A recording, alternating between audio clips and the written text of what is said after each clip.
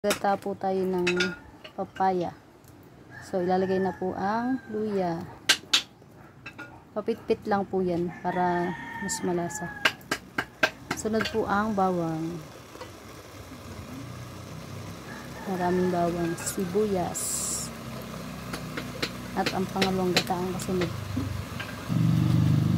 Pangalawang gata.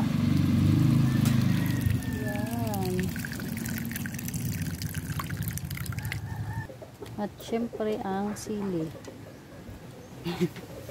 Sili is light. Next ang paminta.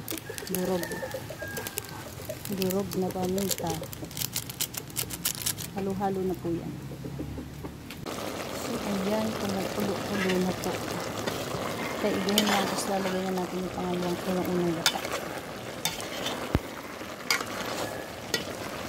Medyo kumakati na siya. Lagay na ang pangalawang gata. So, na po yung pangalawang gata.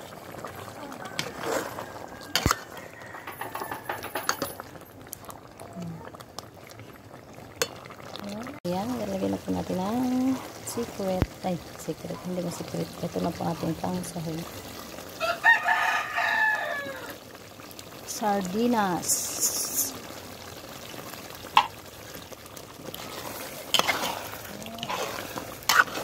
Madurog. Labog na. So, sardinas po ang sahog.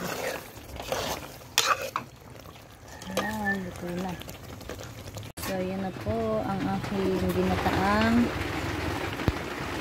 papaya. Medyo na overcook. So, tapos may sili po. Kain na po tayo.